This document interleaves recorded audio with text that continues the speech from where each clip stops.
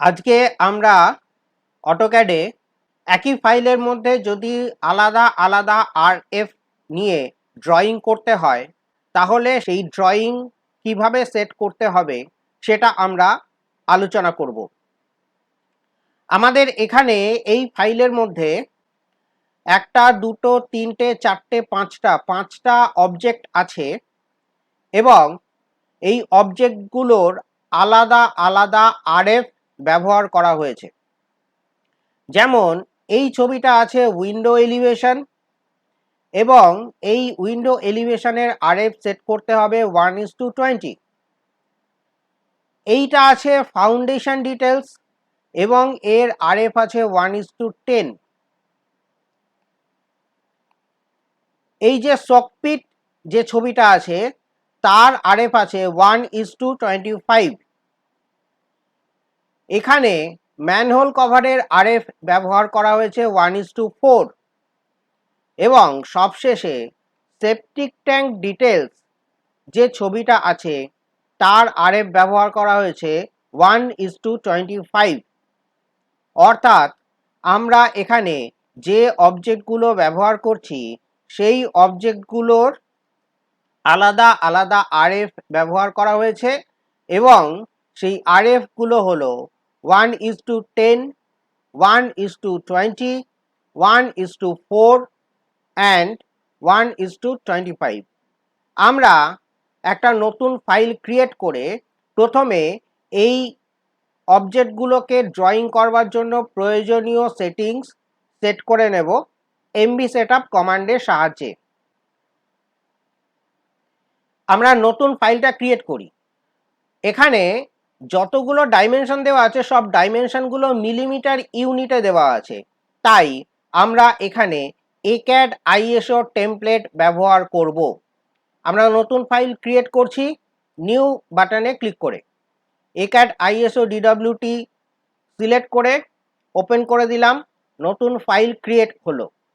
এই ফাইলের মধ্যে প্রথমে আমি গ্রাফটাকে অফ করে দিচ্ছি। এরপরে এমভি সেটআপ কমান্ড ইউজ করে আমরা আমাদের প্রয়োজনীয় ড্রয়িং শিট সাইজ এবং আরএফ সেট করে নেব। MV setup command. এখানে আমাদের স্কেল ফ্যাক্টর নিতে হবে। স্কেল ফ্যাক্টর কোনটা নেব? কারণ আমাদের এখানে চারখানা আরএফ বা চারখানা স্কেল ফ্যাক্টর ব্যবহার করতে হবে। আরএফ গুলো হলো 1:4, 1:10, 1:20 এবং 1:25। মনে রাখতে হবে এখানে সেই স্কেল ফ্যাক্টরটাই নেব যার ভ্যালু বেশি বা যে স্কেলটা ছোট ফিগারকে ড্রয়িং করতে সাহায্য করে। অর্থাৎ এখানে সবচেয়ে বড় ভ্যালুর যে স্কেলটা আছে সেটা হচ্ছে 1:25। সুতরাং আমরা এখানে 1:25 আরএফ ব্যবহার করব। কিন্তু সমস্যা হচ্ছে এখানে আমরা ফুল স্কেল পাচ্ছি 1:5 পাচ্ছি, 1:10 পাচ্ছি, 1:20 পাচ্ছি এবং 1:50 পাচ্ছি। 1:25 বলে এখানে কোনো আরএফ বা স্কেল লিস্টেড নয়। তাহলে আমরা 1:25 স্কেল ফ্যাক্টর পাবো কি করে? খেয়াল রাখতে হবে যে ফুল স্কেল মানে হচ্ছে 1:1 এর জন্য 1 টাইপ করতে হয়, 1:10 এর জন্য 10 স্কেল ফ্যাক্টর, 1:20 এর জন্য 20। সেই সূত্র অনুসারে 1:25 আরএফ এর জন্য আমরা 25 লিখে এন্টার করব। 25 লিখলাম। এরপরে অটোক্যাড বলছে enter the paper with. Paper with কত হবে সেটা দিতে হবে। আমরা A4 সাইজ নেব এবং A4 সাইজের মাপ হচ্ছে 210 মিলিমিটার বাই 297 মিলিমিটার। সুতরাং আমরা এখানে পেপার উইথটাকে 210 দিলাম এবং পেপার হাইটটাকে 297 করে দিলাম। এমভি সেটআপ কমান্ড থেকে বেরিয়ে এসেছি এবং আমরা ড্রয়িং শিট সাইজ পেয়ে গেছি। এবার এই ড্রয়িংয়ের মধ্যে আমরা ফিগারগুলোকে প্রথমে এঁকে ফেলবো। আমরা ফিগারগুলো আঁকা শুরু করি। আমরা প্রথমে এই উইন্ডো এলিভেশনটাকে আঁকবো যার আরএফ ব্যবহার করা হবে 1:20। কিন্তু আরএফ যেটাই থাকুক না কেন ফিগারের, আমরা প্রথমে এমবি সেটআপ কমান্ড দিয়ে যে ফাইলটা তৈরি করেছি তার যে আরএফ সেট করা হয়েছে সেই আরএফ ধরেই প্রথমে ড্রয়িংটা করতে হবে। সমস্ত ড্রয়িং সেম আরএফ ধরে আমাদের করতে হবে। আমরা মডেলে একই স্কেল ফ্যাক্টর, দ্যাট ইজ এক্ষেত্রে 1:25 ধরে ড্রয়িং করব, আর আলাদা আলাদা আরএফ গুলো লেআউটে গিয়ে সেট করব। ড্রয়িংটা শুরু করি।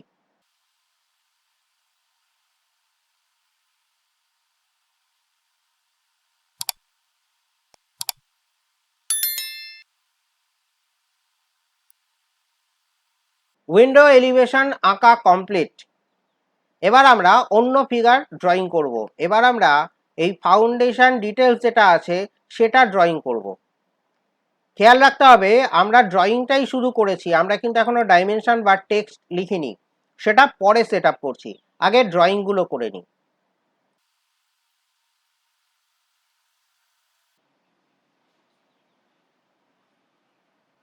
Foundation details.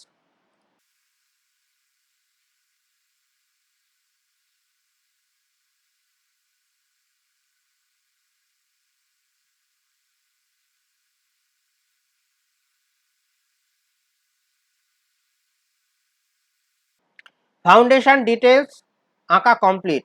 এটাও কিন্তু আমরা 1:25 আরএফ ধরেই ড্রয়িং করেছি, যদিও এটার আরএফ প্রোভাইড করা হবে 1:10।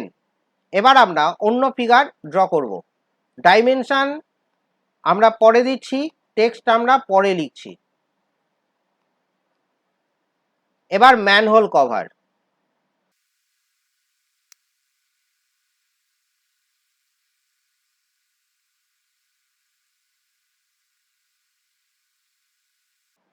ম্যানহোল কভার আঁকা কমপ্লিট। এটাও কিন্তু আমরা 1:25 আরএফ ধরেই ড্রয়িং করলাম, যদিও এর আরএফ সেট করা হবে 1:4, সেটা পরে। ডাইমেনশন টেক্সট পরে। আমরা অন্য ফিগারটা এঁকে ফেলি। এরপরে আমরা আঁকবো এই ছবিটা, অর্থাৎ শোকপিট।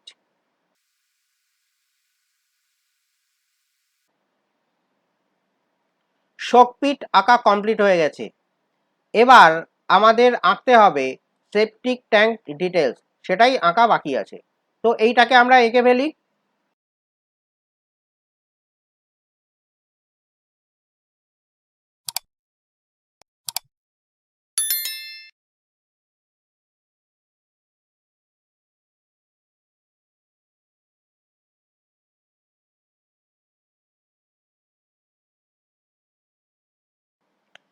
সেপটিক ট্যাঙ্ক ডিটেলস আঁকা কমপ্লিট। এটাও আমরা 1:25 আরএফ ধরেই ড্রয়িং করলাম। এইবারে আমরা এই ফিগারগুলোর ডাইমেনশনিং করব, এবং এই ডাইমেনশনিং করবার সময় আমাদের এই আরএফ ধরে যে ড্রয়িংগুলো হবে সেই আরএফ ধরে ডাইমেনশনিং করতে হবে। তো আমরা প্রথমে এই অবজেক্টগুলো একটু ছড়িয়ে ছিটিয়ে নিই, কারণ খুব কাছাকাছি হয়ে গেছে, ডাইমেনশন করতে অসুবিধা হবে।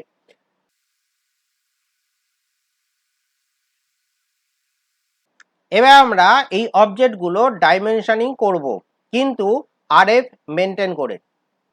আমরা যে উইন্ডো এলিভেশনটা এঁকেছি তার ডাইমেনশন করবার সময় এর আরএফ 1:20 সেট করে নিতে হবে, কারণ আমরা দেখতে পাচ্ছি উইন্ডো এলিভেশনের আরএফ 1:20 সেট করা আছে।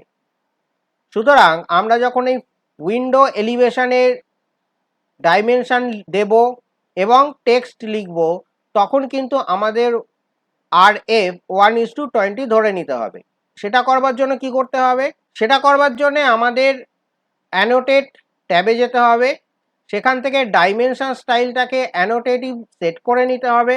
অন্যদিকে টেক্সট যেটা আছে টেক্সটের স্টাইলটাকেও অ্যানোটেটিভ করে নিতে হবে। এবারে উইন্ডোজ এলিভেশনের জন্য প্রয়োজনীয় আরএফ আমরা এখান থেকে সেট করব। উইন্ডোজ এলিভেশনের জন্য প্রয়োজনীয় আরএফ হচ্ছে 1:20। আমরা এটাকে 1:20 সেট করে দিলাম। হ্যাঁ, এটা 1:20 আছে। সুতরাং আমরা এটাকে 1:20 সেট করে টেক্সট লিখব এবং ডাইমেনশন দেব। আমরা অ্যানোটেশন স্কেল 1:20 সেট করে নিয়েছি। এইবারে এই উইন্ডো এলিভেশনের ডাইমেনশন আমরা পুট করব।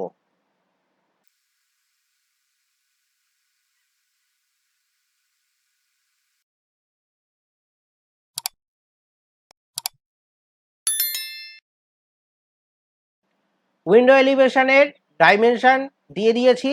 এবার উইন্ডো এলিভেশনের টেক্সট লিখতে হবে। আমরা টেক্সটটা লিখে ফেলি। অ্যানোটেশন স্কেল সেট করা আছে এবং রিকোয়ার্ড RF 1:20 সেট করা আছে। টেক্সট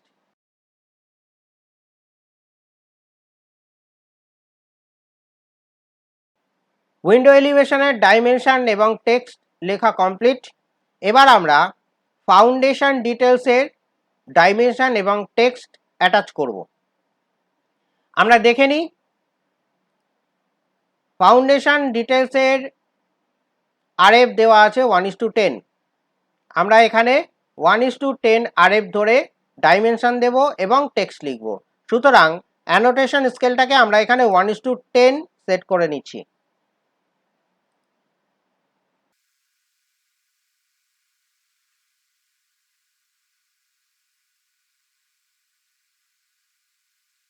ফাউন্ডেশন ডিটেলসের ডাইমেনশনিং হয়ে গেছে।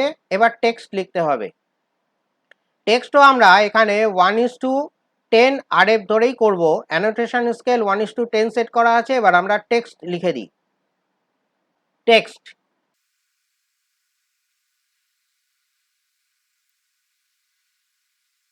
ফাউন্ডেশন ডিটেলসের টেক্সট লেখা এবং ডাইমেনশন অ্যাড করার কাজ শেষ। এবার আমরা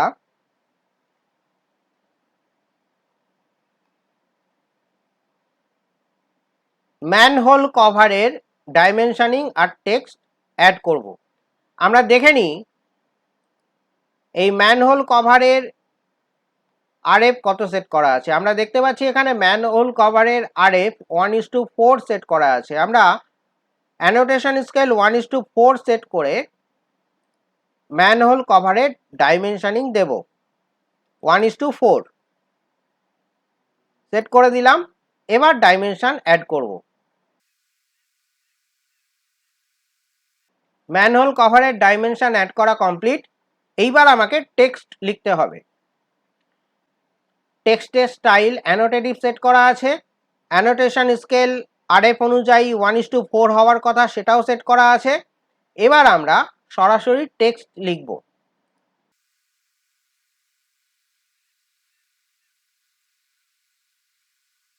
আমরা ম্যানহোল কভারের ডাইমেনশন এবং টেক্সট লিখে ফেলেছি এবং এটার RF 1:4 সেট করা হবে।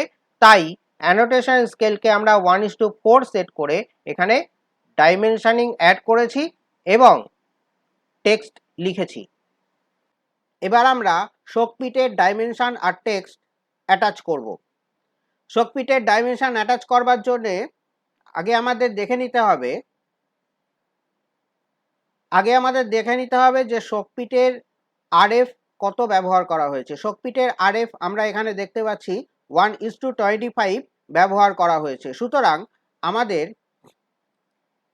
সুতরাং আমাদের এই শোকপিটের ডাইমেনশন দেওয়ার সময় অ্যানোটেশন স্কেলটাকে 1:25 সেট করে নিতে হবে।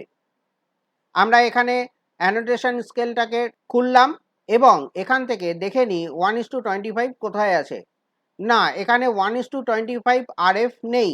1:16 আছে, 1:20 আছে, 1:30 আছে, 1:40 আছে, বাট 1:25 বলে কোনো RF এখানে লিস্টেড নেই। তাহলে এবার আমরা কি করে করব 1:25 সেট। এখানে 1:25 যেহেতু নেই, সুতরাং আমাদের এখানে কাস্টম অপশানটাকে অ্যাক্টিভ করতে হবে এবং এই কাস্টম অপশানের মধ্যে থেকে আমাকে 1:25 RF তৈরি করে নিতে হবে। আমি কাস্টমে ক্লিক করছি। নতুন একটা ডায়ালগ বক্স খুলে গেল। ডায়ালগ বক্সের নাম হচ্ছে এডিট ড্রয়িং স্কেলস। এখানে আমরা প্রথমে অ্যাড বাটনে ক্লিক করে নতুন একটা ড্রয়িং স্কেল তৈরি করব। অ্যাড বাটনে ক্লিক করলাম। Add scale dialog box appear করেছে। এখানে প্রথমে স্কেল নেম আমাকে দিতে হবে। আমি এখানে স্কেল নেম দিচ্ছি 1:25। এরপরে স্কেল প্রপার্টিজ কন্ট্রোল করতে হবে। এখানে পেপার ইউনিটস 1 আছে, ড্রয়িং ইউনিটস 1 আছে, মানে এটা 1:1 স্কেল সেট করবার জন্যে প্রস্তুত। কিন্তু এখানে আমাকে এটাকে 1:25 স্কেলে কনভার্ট করতে হবে। তাই আমরা এখানে এই ড্রয়িং ইউনিটসটাকে 25 করে দেবো, দিয়ে এইবারে ওকে করলে 1:25 নামে একটা RF তৈরি হয়ে যাবে। 1:25 স্কেল তৈরি হয়ে গেছে। এবার এটাকে শর্টেড অর্ডারে রাখবো, যেরকম 1:1, 1:2, 1:4 এইভাবে এটা শর্টেড অর্ডারে আছে অ্যাসেন্ডিং ফর্মে। সুতরাং এই 1:25 এর পজিশনটা 1:20 আর 1:30 মাঝখানে হওয়া উচিত। সেটা করবার জন্যে আমরা মুভ ডাউন বাটনে ক্লিক করে এটাকে আস্তে আস্তে নিচের দিকে নামাবো।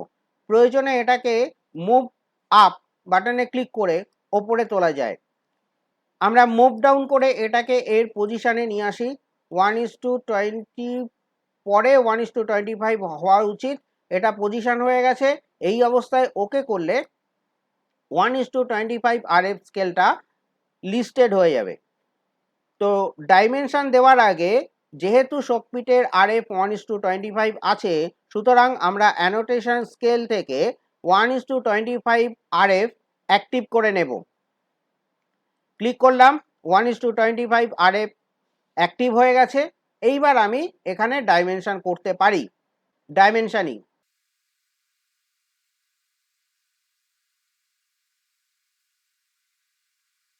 ডাইমেনশন দেওয়া কমপ্লিট। এবার আমাকে টেক্সট লিখতে হবে।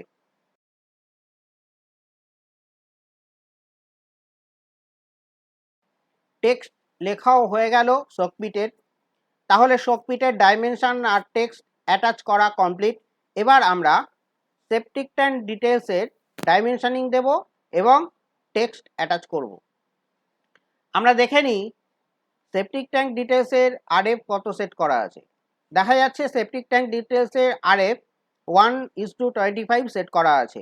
সুতরাং এবার আমরা যখন এই ফাইলের মধ্যে এই সেপটিক ট্যাঙ্ক ডিটেলসের ডাইমেনশন আর টেক্সট অ্যাটাচ করব, তখন অ্যানোটেশন স্কেল আর চেঞ্জ করবার দরকার পড়বে না, কারণ আমরা এখানে অ্যানোটেশন স্কেল 1:25 সেট করেই রেখেছি, যেটা শোকপিট ডাইমেনশন করবার সময় অ্যাটাচ করা হয়েছে। আমরা সরাসরি এবার ডাইমেনশন করি সেপটিক ট্যাঙ্ক ডিটেলসের।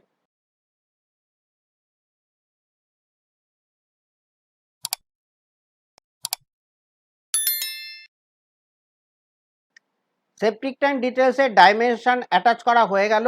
এবার আমরা সেপটিক ট্যাঙ্ক ডিটেলসের টেক্সটটাকে লিখে ফেলি।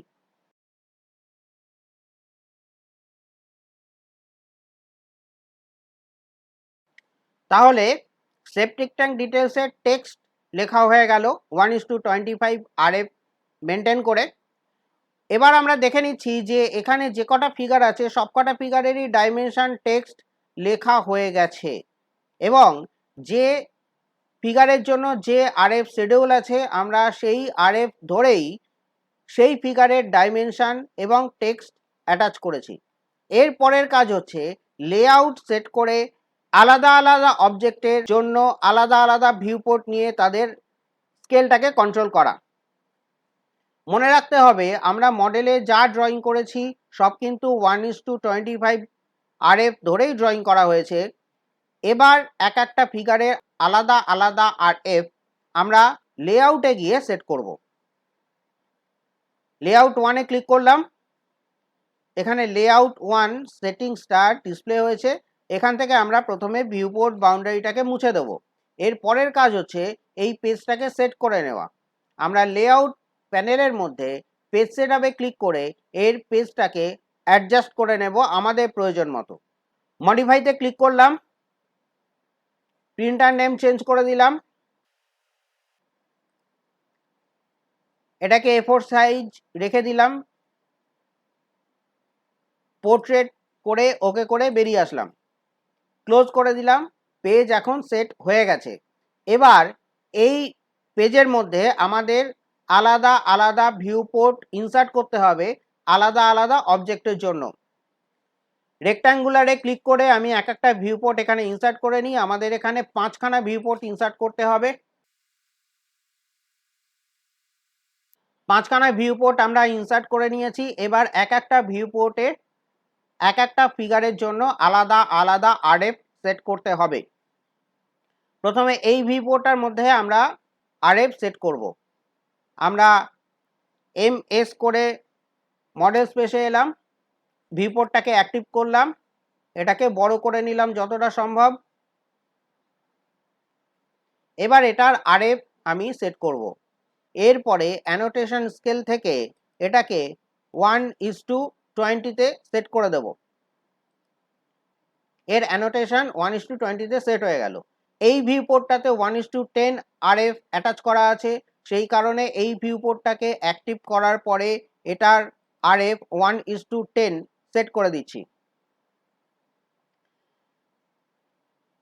এখানে এই ভিউপোর্টের আরএফ সেট করতে হবে 1:4। এটাকে অ্যাক্টিভ করার পরে আমি এটাকে 1:4 সেট করে দিচ্ছি। জাস্ট 1:4 একবার করে ক্লিক করে দিলেই এটার আরএফ সেইভাবে অ্যাকর্ডিংলি অ্যাডজাস্ট হয়ে যাবে টেক্সট এবং ডাইমেনশনের জন্য। এটার আরএফ হবে 1:25। এটাকে অ্যাক্টিভ করার পরে আমরা এখান থেকে 1:25 এটাকে অ্যাক্টিভ করে দেবো। এটার ডাইমেনশন এবং টেক্সট 1:25 অনুসারে অ্যাডজাস্ট হয়ে যাবে। সেপটিক ট্যাঙ্ক ডিটেলসের ডাইমেনশনের ক্ষেত্রেও আমাকে 1:25 সেট করতে হবে। আমরা এখান থেকে আবার 1:25 সেট করে দিলেই এটার টেক্সট এবং ডাইমেনশন 1:25 অ্যাচিভ করে নেবে। এইভাবে প্রতিটা ভিউপোর্টের ড্রন অবজেক্টের আরএফ এবং ডাইমেনশন টেক্সট এবং টেক্সটের আরএফ সেট করতে হবে। এর পরের কাজ হচ্ছে মডেল স্পেস থেকে পেপার স্পেসে মুভ করা। আমরা পেপার স্পেসে আসতে চাইছি PS এন্টার করে। আর এই পেপার স্পেসে এসে আমরা এই ভিউপোর্টগুলোকে আমাদের প্রয়োজন মতো অ্যাডজাস্ট করব, যাতে ভিউপোর্টের মধ্যে সমস্ত অবজেক্টগুলো টেক্সটগুলো ঠিকঠাকভাবে পজিশন হয়, ভিউপোর্টের মধ্যে যেন পুরোটা দেখা যায়। সেটা করবার জন্য ভিউপোর্টটাকে আমাদের অ্যাকর্ডিংলি অ্যাডজাস্ট করতে হবে।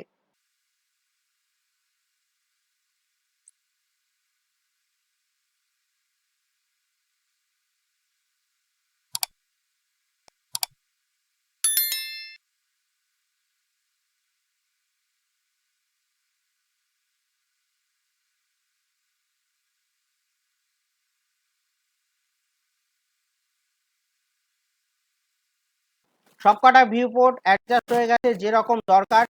ভিউপোর্টগুলোকে যদি আমরা একটু স্টাডি করি তাহলে দেখতে পাবো সমস্ত ভিউপোর্টের মধ্যেই অবজেক্টগুলো প্রপারলি ডিসপ্লে আছে। কোনো ভিউপোর্টই কিন্তু প্রিন্টেবল এরিয়ার বাইরে নেই এবং কোনো ভিউপোর্টের মধ্যে অতিরিক্ত কোনো অবজেক্ট দেখা যাচ্ছে না।